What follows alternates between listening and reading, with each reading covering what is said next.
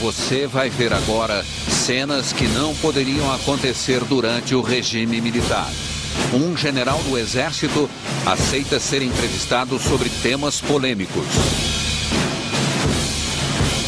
Está feito o desafio de novo. É duro de ouvir, é duro de ouvir? Uma dúvida que fica, como é que uma prática... Você tem a dúvida, vamos ver se eu tenho. Você me forçou a te dizer isso. Aqui, hoje todo mundo diz que foi torturado para receber a Bolsa Ditadura. É essa a resposta que você quer? O senhor chamou o ex-presidente Fernando Henrique Cardoso de fugitivo, entre outros exilados. Ele não, todos eles, inclusive ele. Nós não somos bandidos, nós somos soldados de luta. Ninguém foi preso impunemente, não. Vocês não dão repercussão nisso, hein? Essa é a nossa mágoa. O soldado é um cidadão de uniforme para o exercício cívico da violência. No mundo inteiro, historicamente. Quer guardar a frase?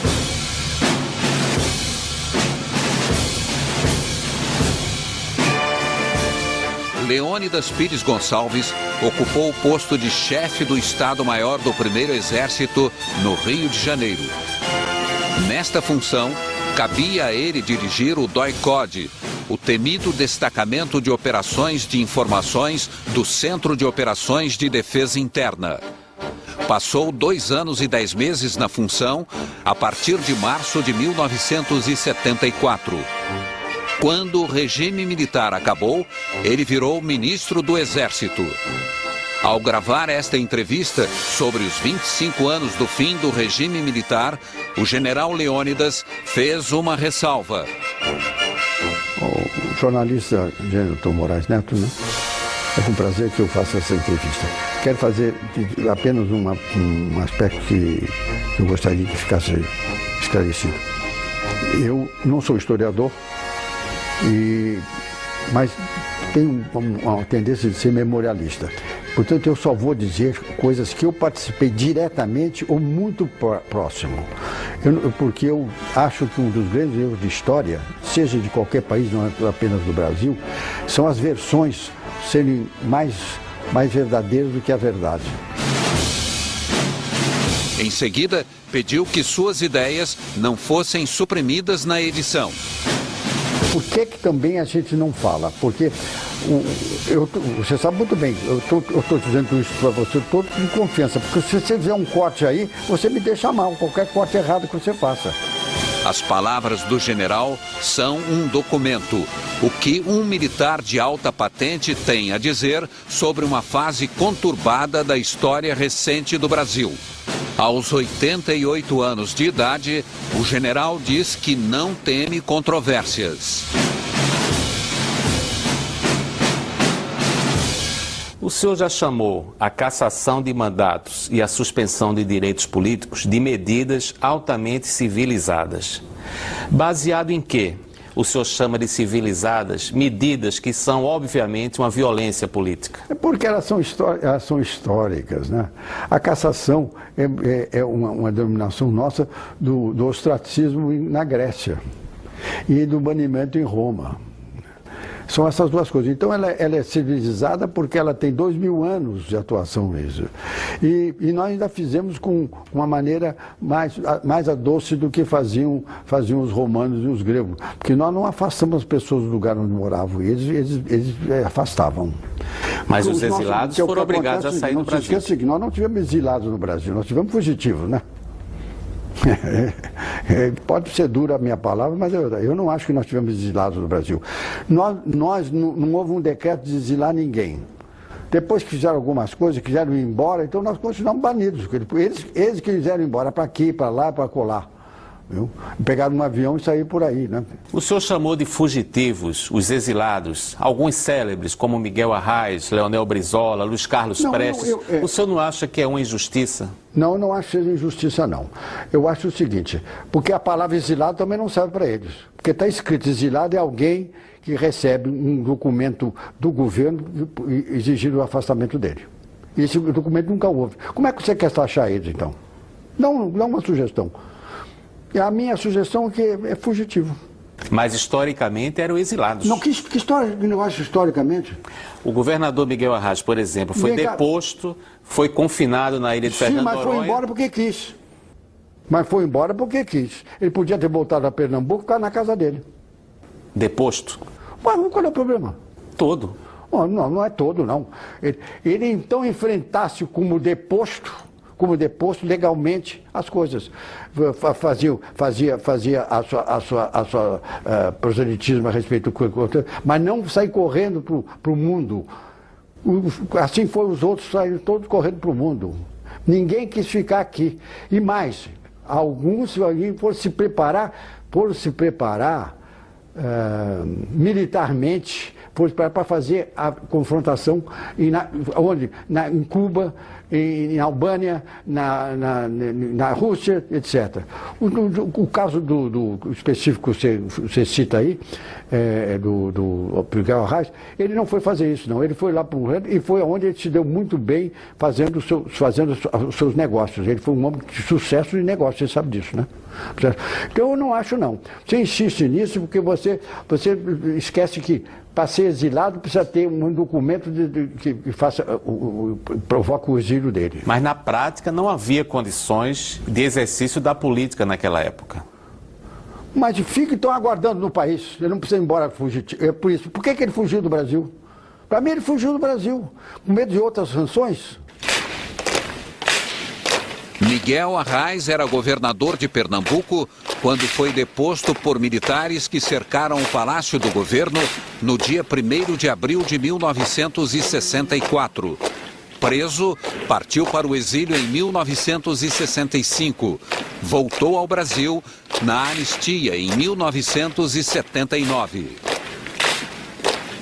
O senhor considera que o ex-governador era um fugitivo ou um perseguido pelo regime militar? Eu acho que primeiro ele merecia as punições que recebeu pelas atitudes que ele tomou. Não num regime democrático. Não, mas a gente também se antecipa aos que querem fazer. O que é que ele queria fazer do Brasil?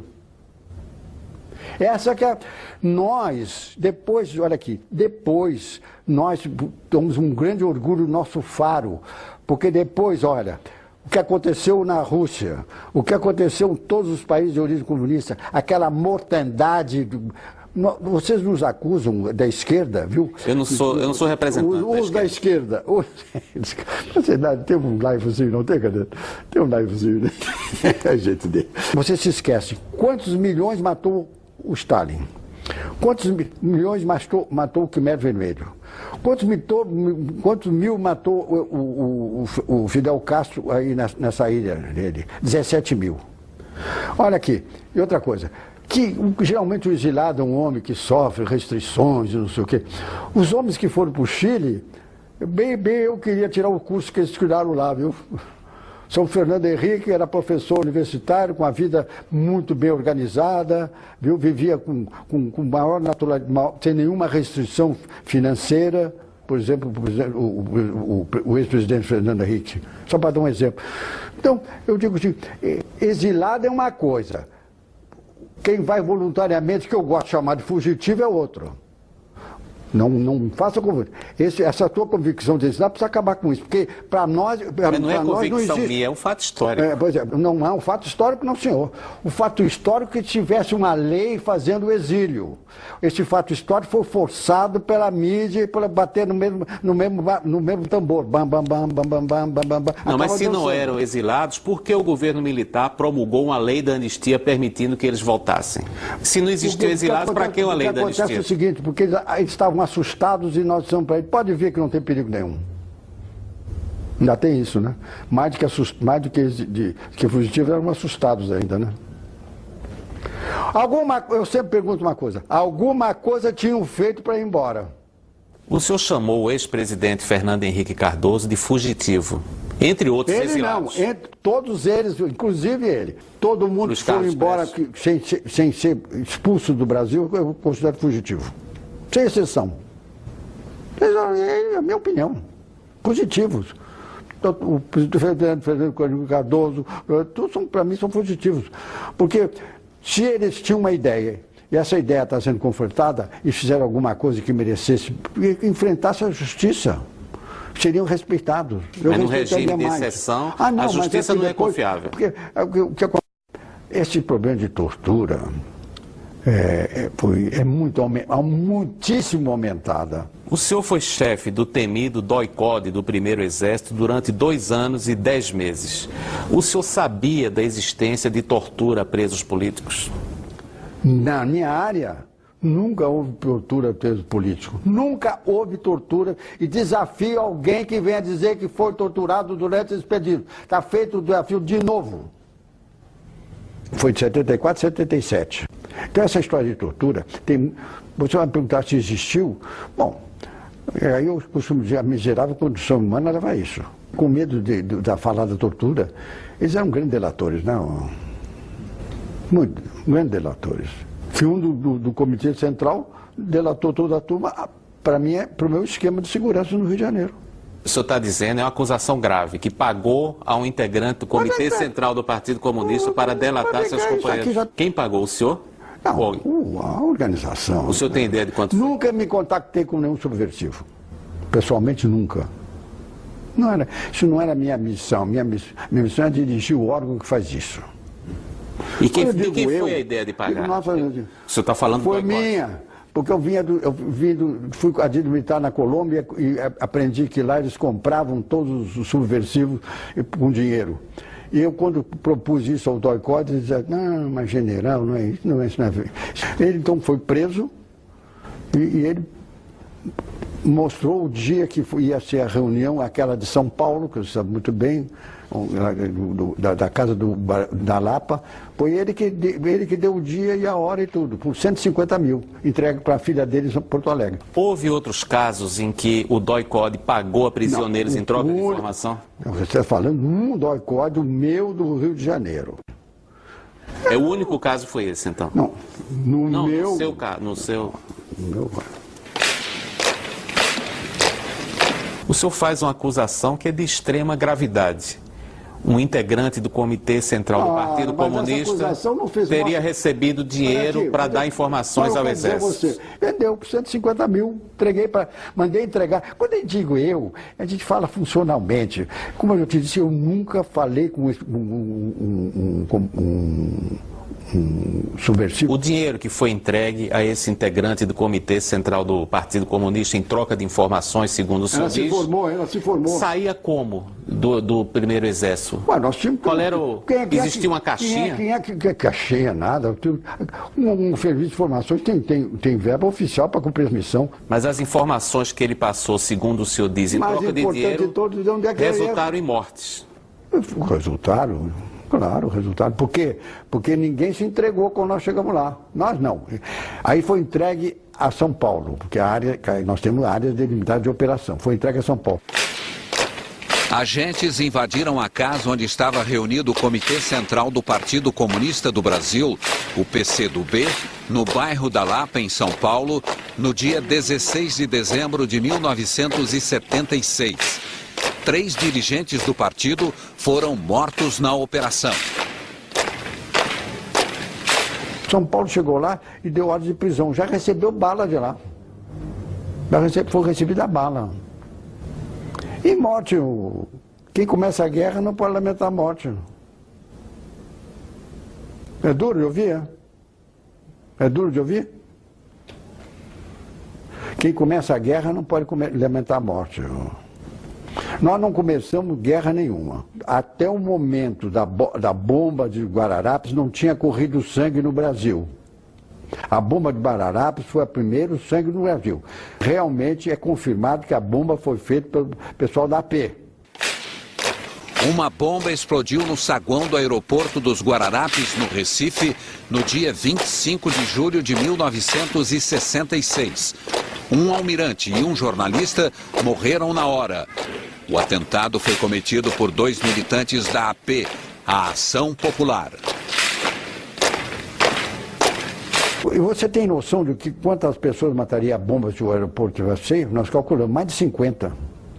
Inclusive é um terrorismo, viu, não pontual. que é um crime mais criticável ainda. Porque matava gente que não estava lá, até por curiosidade estava lá. O que é que o senhor ouvia sobre tortura? Chegava ao conhecimento do senhor? O senhor ouvia? Na minha área não. Na minha área não. Numa madrugada, lá nos confins, dois antagonistas se encontram, você pode esperar tudo. Pode esperar tudo. Eu não se esqueça que essa gente que fala muito em tortura, como se nunca tivesse torturado ninguém. Você acha que pegar um embaixador, um homem acostumado a ser reverenciado, botar dentro de um carro acaronhado, matar o seu segurança e depois ficar num quartinho de 2x2 ameaçado, não é tortura? Tortura psicológica e forte. Vamos acabar com essa história de tortura só de um lado, viu? A seguir. Olha, tome lá da cá, hein?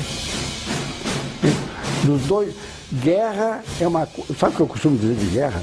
Todo mundo tem uma palavra sobre guerra, mais ou menos no mesmo tempo. Guerra não tem nada de bonito a não ser vitória. O dossiê Globo News volta já.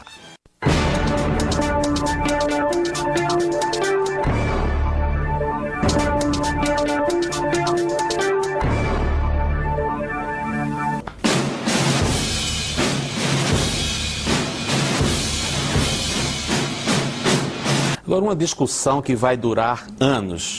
A tortura era feita com ou sem o conhecimento dos chefes militares? Não, isso nunca foi ordem, nunca foi norma de ação, nunca foi política dos chefes militares para torturar ninguém. Por que eu, por exemplo, o meu DOI-CODE era muito vigiado por mim? Porque o meu DOI-CODE era feito de exército, marinha, aeronáutica, política, bombeiro, civil, desenhista. Eu sei a formação do oficial da MAM, mas não sei dos outros lugares, não. Então a gente tinha que policiar. Porque aí eu repito sempre, a miserável condição humana, condição humana leva a fazer as coisas mais criticáveis. Porque tem gente que gosta de torturar. Tem gente que gosta de torturar. Havia militares que gostavam de torturar. E civis também. E subversivos também. Agora, uma dúvida que fica, como é que uma prática... Você tem a dúvida, vamos ver se eu tenho. Como é que uma prática tão grave como a tortura ocorria em quartéis sem o conhecimento dos superiores? Não, esse problema de ouvir em quartéis, você tem que dizer o seguinte... Há relatos de prisioneiros. Quartéis, você diz, porque na minha área não havia tortura em quartel nenhum. Eu não...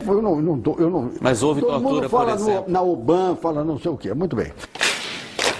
A OBAN era a sigla da Operação Bandeirante, uma organização criada pelo Exército em São Paulo em 1969 para centralizar operações contra adversários do regime militar.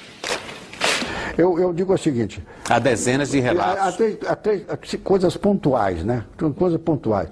Paulo no Herzog, eu não tenho a menor dúvida que o Herzog é um suicida. Eu não tenho a menor dúvida. E não há a menor dúvida de que ele foi torturado também. Há relatos. O Herzog para quê? O Herzog não tinha significado nenhum. Vladimir Herzog foi torturado nas dependências do Exército em São Paulo. Isso é inegável. Bom, para mim, eu não posso te afirmar sim ou não, porque eu não vivi lá, não conheço, eu nunca fui da UBAN, não sei nada da UBAN. Nada da UBAN. Agora, essas coisas acontecem em Tramuros, você sabe disso, né? O jornalista Vladimir Herzog apresentou-se para depor no dia 25 de outubro de 1975 no 2º Exército em São Paulo, porque era suspeito de ligações com o Partido Comunista, que na época era ilegal. Cerca de 8 horas depois, estava morto. Eu não tenho dúvida que se o fato ficasse no ar. Mas houve um inquérito feito por um general da maior gabarito, um homem de uma moral impecável, feito de propósito, que fez os estudos tintim por tintim, e o resultado do inquérito foi: ele é suicida. Agora, por que eu acho que também que ele é suicida? Vou te explicar. Você não sabe o que é um subversivo preparado. Um subversivo preparado é um soldado guerreiro, viu? É um soldado guerreiro, que a gente respeitava. Respeitava. Vamos enfrentar gente dura. Aquele rapaz, aquele senhor, que ele era moço, né? Ele não tinha preparo nenhum. Ele era professor, né? Ele era jornalista, não tinha preparo nenhum. Quando prenderam ele, eu tenho certeza que eu vi muitos assustados quando viram que aquilo que diziam não era verdade e que eu mandava embora. Ele assustado, pensando que ia ser supliciado, não sei o quê, porque a minha pergunta é assim, matar o Herzog para quê? Matar o Herzog, o enforcado, para quê? O Herzog não tinha significação maior, ele estava ali para dar informações. Ele fez porque ele realmente, na minha concepção, ele se apavorou da circunstância em que ele estava, e o homem, quando fica nesse tipo de pressão, ele faz qualquer coisa. Mas há relatos de outros prisioneiros que ouviram, inclusive, gritos do Vladimir Herzog na prisão. Ou seja, houve violência física contra ele. Pode até que tenha havido, mas não houve mortes para ele. Porque ele, medicamente, sem dúvida, ele morreu enforcado. E foi ele que se enforcou. Em 1978, a Justiça Federal responsabilizou a União pela prisão, tortura e morte de Vladimir Herzog. Você sabe que eu sempre conto esse episódio que aconteceu no meu DOI-CODE. É um corredorzinho, 4x4, e na cabeceira lá ficava um oficial sentado numa cadeira, noite e dia. De repente, esse oficial que estava lá ouviu um som estranho. E foi, olhou todos os quadros, não tinha nada demais. Isso é verdadeiro o que eu estou dizendo. De repente ele viu um som maior. Aí ele, passando de novo, viu uma mulher numa posição estranha na cama. Ele entrou, ela estava se estrangulando com um tecido que ela tinha tirado do lençol e fez uma trança. Ela estava se estrangulando. Não deixamos ela morrer. Já pensou se ela morreu o problema que eu ia ter? Essa senhora, por exemplo, é uma senhora moça, uma mulher de uns 40 anos. Ela estava se estrangulando. Foi salvo para o nosso sistema, porque nós tínhamos o exemplo do menino lá, o Herzog. 3 meses depois da morte de Vladimir Herzog, o operário Manuel Fiel Filho apareceu morto nas dependências do 2º Exército.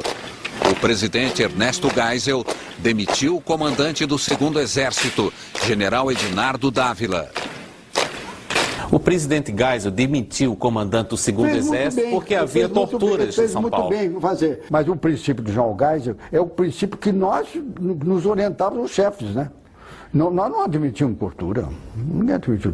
Agora, a morte do jornalista Vladimir Herzog e do operário Manuel Fiel Filho provocou uma reação do próprio presidente da República. E nós também. Isso não é um indício de violência? A morte do Major Martínez, morto miseravelmente, a morte do Major Alemão, que era meu aluno na Escola de Itamar, que recebeu inclusive um tiro na nuca, a morte do Major Sandro nos deixou muito chocados. Olha, tomei lá da cá, hein? Dos dois, guerra é uma coisa. Sabe o que eu costumo dizer de guerra? Todo mundo tem uma palavra sobre guerra, mais ou menos no mesmo tempo. Guerra não tem nada de bonito a não ser a vitória. Os militares a que o general se refere são: o major alemão Ernest von Westerhagen foi morto por engano no bairro do Jardim Botânico, no Rio, em julho de 1969, por guerrilheiros que pensavam que ele era o general boliviano que tinha comandado a caça a Che Guevara na Bolívia. O capitão do exército americano Charles Chandler foi morto em São Paulo em 12 de outubro de 1968 por guerrilheiros que suspeitavam que ele era agente da CIA. O major José Júlio Martínez Filho foi morto em abril de 1971 ao participar de uma tocaia contra guerrilheiros no bairro de Campo Grande, no Rio de Janeiro. O major Martínez, filho de um coronel, meu amigo, você pensa que nós esquecemos isso? Não esquecemos isso também não. Agora, só que a mídia não fala nessas coisas, só fala nesses outros casos. O problema é o seguinte: guerra não tem nada de bonito. Aquilo era guerra, começada por eles. Os militares, como o senhor, reclamam de que os chamados esquerdistas não esquecem da tortura, por exemplo. Mas o senhor acaba de dizer também que não se esquece das mortes ocorridas entre militares. Você me forçou a dizer isso, porque você também estava nessa posição de não esquecer. Não, estou fazendo uma pergunta. Não, mas eu estou te respondendo. Eu não sou militante. Pelo fato de você não ter esquecido e não saber das outras coisas, eu estou te alertando que no outro lado também havia isso. Não, eu sei que houve mortes dos dois lados. Você sabe? Por que você não perguntou sobre essas mortes? Agora você vê a nossa situação, trazer um oficial da Alemanha para fazer um curso aqui e o cara ser morto miseravelmente na rua.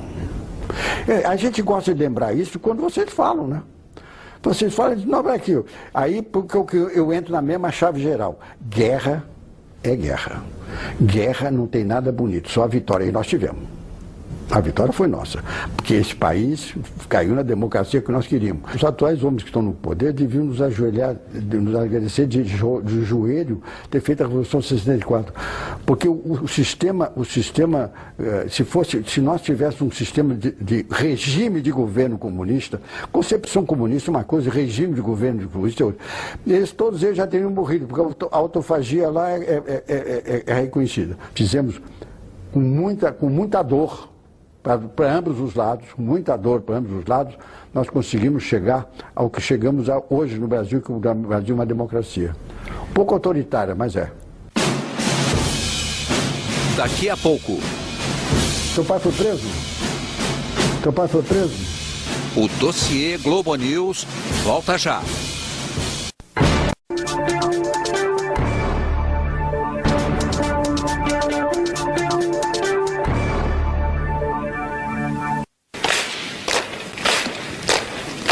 O senhor diz que os atuais ocupantes do poder deveriam se ajoelhar diante dos militares para agradecer o restabelecimento da democracia.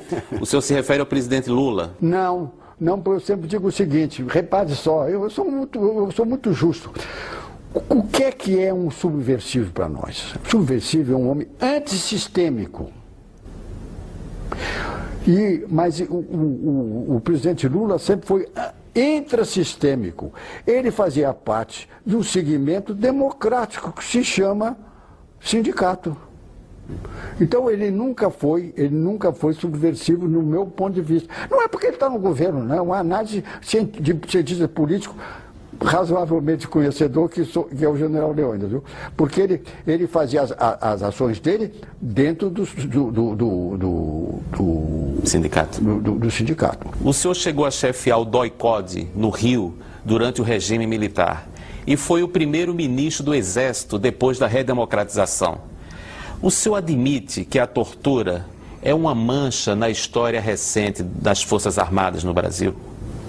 Eu acho que ela lamentavelmente ocorreu, mas para ser uma mancha, ela foi muito aumentada por aqueles que são nossos antagonistas, para justificar algumas coisas que fizeram e que acham que tinham direito de fazer. Eu acho isso. Porque essa tortura, se você for ver, olha aqui, hoje todo mundo diz que foi torturado para receber a Bolsa Ditadura. Não tem cabimento. Nós já gastamos 2 bilhões e 800 milhões nisso. É essa a resposta que você quer? Não, o senhor ou quer mais alguma coisa a mais? A pergunta era essa, se o senhor concorda que a tortura é uma mancha lastimável na história recente das Forças Armadas brasileiras. Eu acho que é uma mancha, para chamar de mancha, com que dimensão você tem essa mancha? Porque se você diz convenção histórica, eu acho que foi um trabalho feito na mídia pela esquerda, que é toda infiltrada, né? Você sabe disso melhor do que eu. E foi no passado muito mais. Agora estão se liberando. No passado muito mais, muito mais. Então, ainda hoje, o senhor acha que é infiltração esquerdista na mídia? Eu costumo dizer assim, pegar uma mancha do tamanho de uma formiga e bater no microscópio. E aí ficou com o tamanho do elefante. O aumento dos torturados em função da ambição financeira. O senhor diz que há infiltração esquerdista na imprensa, na mídia. Isso não é uma expressão dos anos 60 e 70 superada? Mundial até hoje. Mundial até hoje. mundial até hoje. Mundial. Eu não sou de nenhuma restrição à liberdade, mas eu acho que tem que botar do lado dela assim, responsabilidade junto. Que orientação o senhor dava aos seus comandados do primeiro exército? Olha, eu disse assim, informação que nós é para exercer com nobreza. Nós estamos aqui para resolver, para defender os interesses do Brasil. Nós não estamos aqui para entender interesses de ninguém, nem pessoalmente.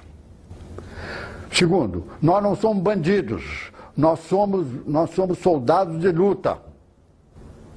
Por isso eu dou a seguinte orientação para vocês. Se você entrar num aparelho, lutando, e alguém levantar o braço, se você me atirar de um homem com o braço aberto, vocês vão se ver comigo, que nós não somos bandidos. Agora, se você está na luta e acha que o indivíduo pode morrer, atire para matar. Dá uma orientação como eu estou te dando agora aqui. Depois eu dava algumas instruções de comportamento individual na hora da confrontação. Então é o seguinte, uma maneira, vamos dizer, simples para ter o alcance até do soldado é o que eu fiz essa imagem, que no fundo eu queria dizer assim, não cometam arbitrariedade. Então por isso, na hora de dar chocolate, não se dá tiro. Na hora de dar tiro, não se dá contra o chocolate. E algum dos seus comandados atirou para matar? O senhor tomou conhecimento? Olha, eu tenho absoluta certeza que na luta muitos morreram também. E muitos mataram. Agora, na atitude de soldado. Porque você faz uma... Olha aqui, parte de outra frase do General Leônidas. O soldado é um cidadão de uniforme para o exercício cívico da violência. No mundo inteiro, historicamente. Quer guardar a frase? Do General Leônidas. O soldado é o cidadão de uniforme para o exercício cívico da violência. Se você vai me perguntar se soldado mata, eu vou ter que achar graça.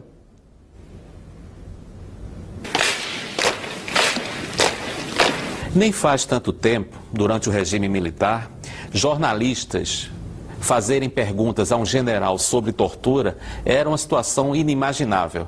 O senhor acha que o Brasil corre algum risco de voltar ao tempo em que jornalistas não podiam abordar generais como o senhor? Eu não sei se isso é verdade, porque toda a vida me abordaram e eu respondi. Durante o regime militar, não? Completamente. Qualquer oportunidade. A gente não tinha chance de se aproximar dos generais. Um oficial do Exército da Ativa não discute política com jornalistas. Essa orientação é institucional hoje. Então você vê, você faz essa pergunta, para te responder, você tem que fazer uma abordagem política. E por isso que ele não te responde. Está bem explicado?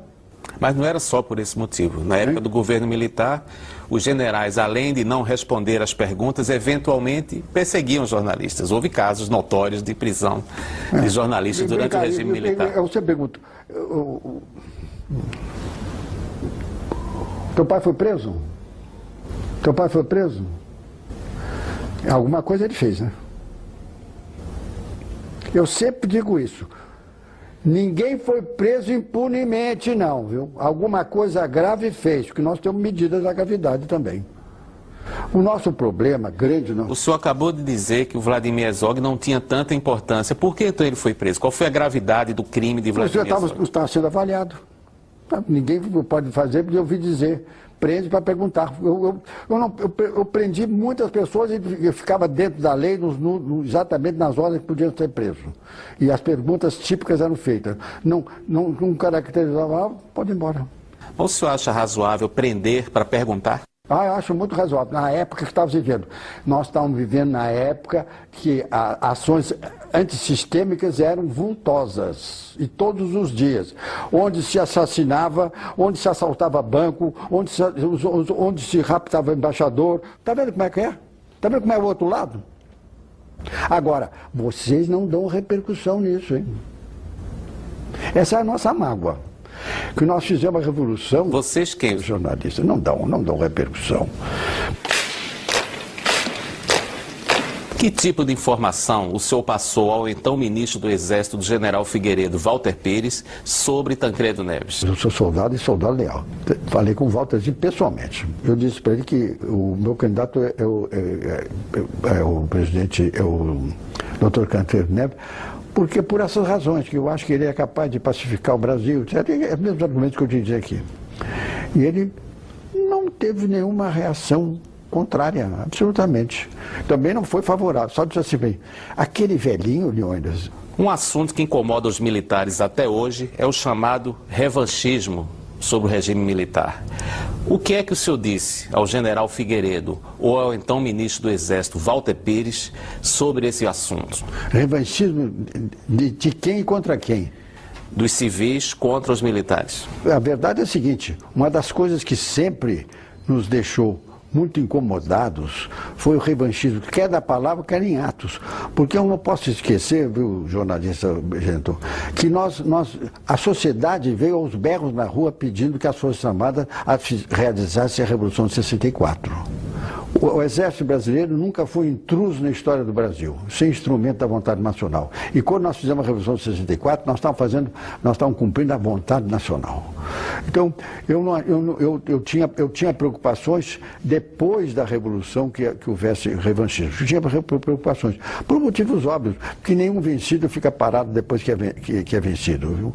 E a realidade disso foi o que historicamente ocorreu depois.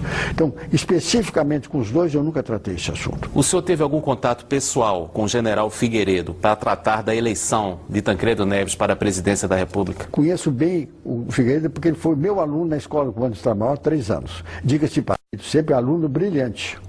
Um aluno brilhante. E eu sou da opinião de que a personalidade do João Figueiredo, no período que ele era presidente, já não era a mesma que eu conheci. Deve ter tido algum derrame cerebral, porque ele não era o Figueiredo que eu conheci.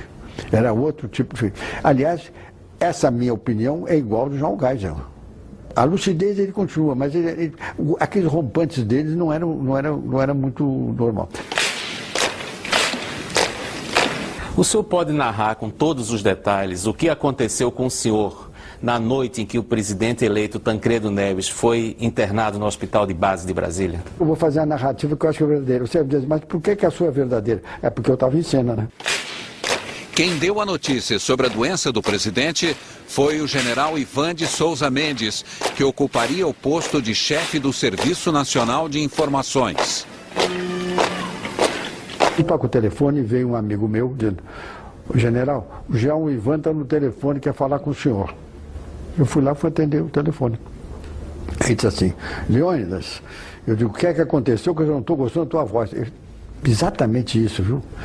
Imagina você que o nosso presidente eleito está no hospital e está numa situação grave, não tem condições de assumir, e eu não estou gostando do que está acontecendo aqui. Palavras textuais dele, hein?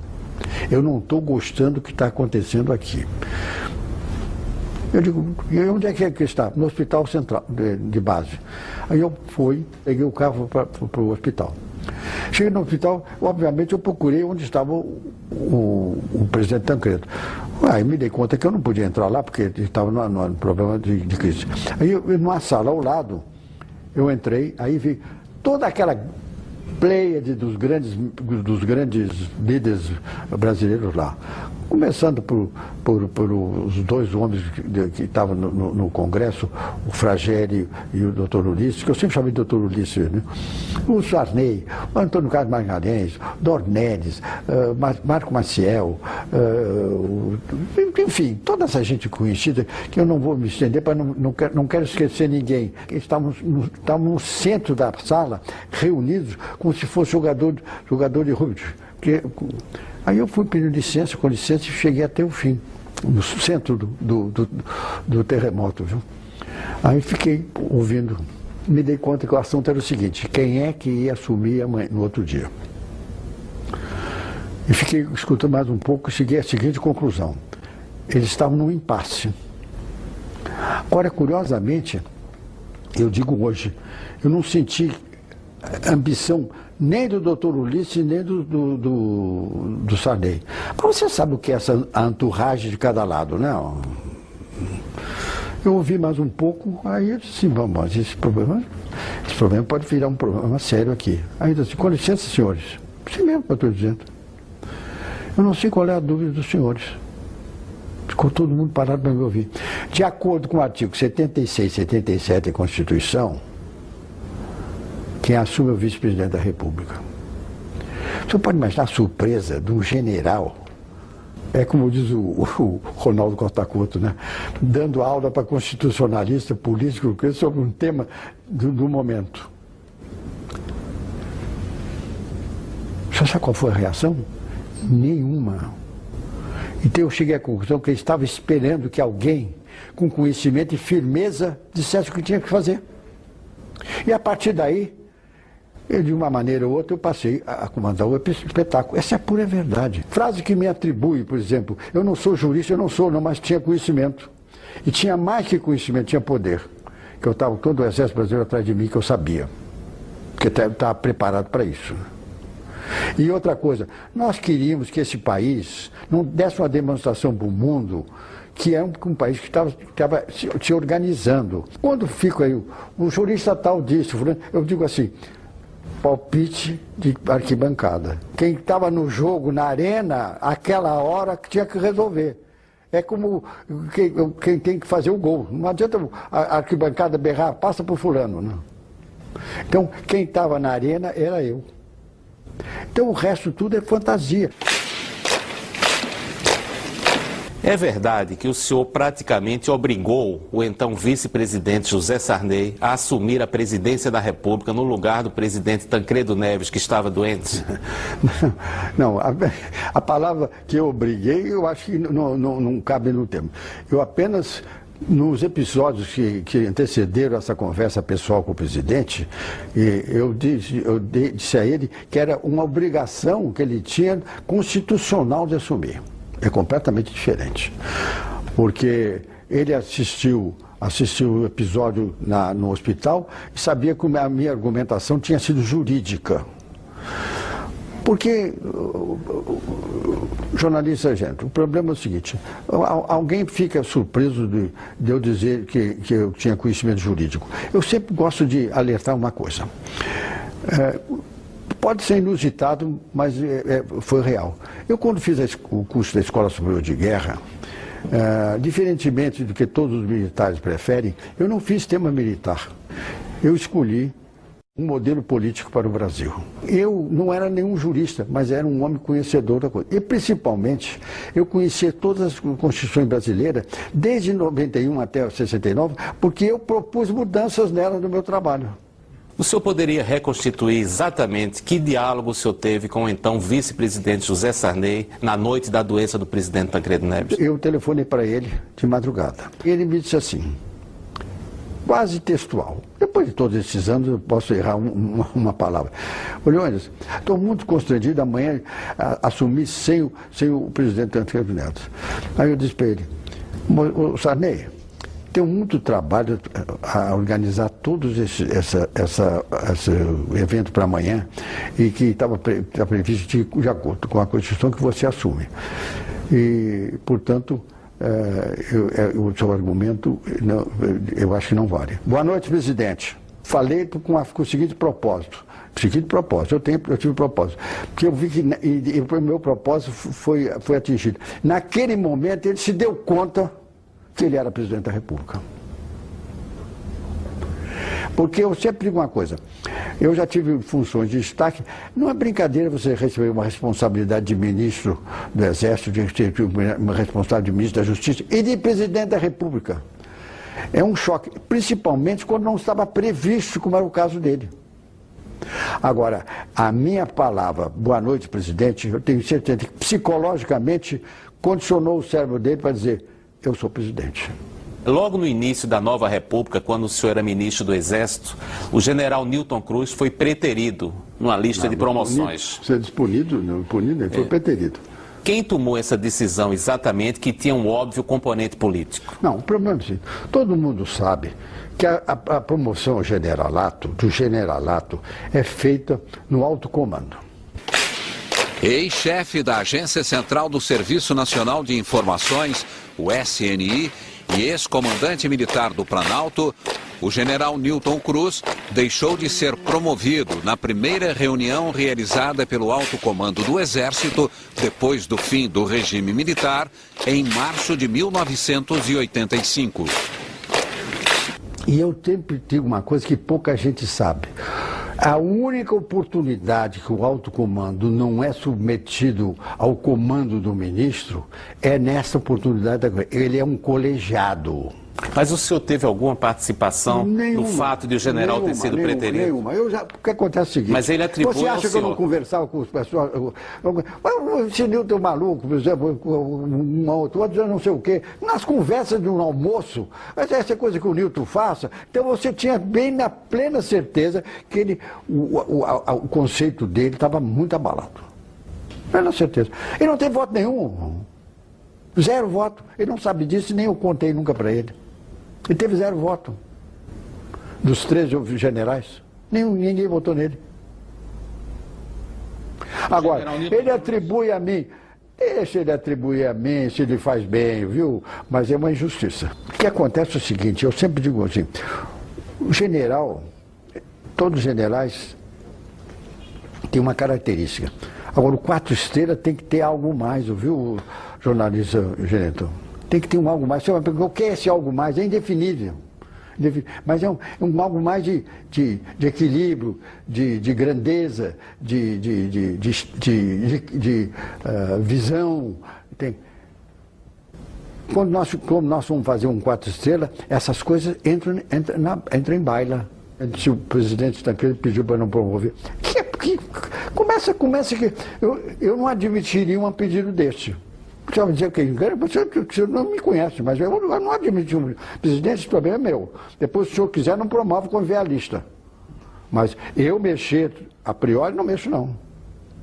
E você acha que o presidente Tancredo era homem para fazer isso? Não era também, não. Você sabe qual é o único troca de opiniões entre o presidente Tancredo na véspera da posse, antivéspera, e comigo qual foi? Eu vou te relato. Pode tomar nota aí. Eu perguntei para ele assim, o presidente Tancredo, alguma diretriz para o Exército? Veja a elegância dele.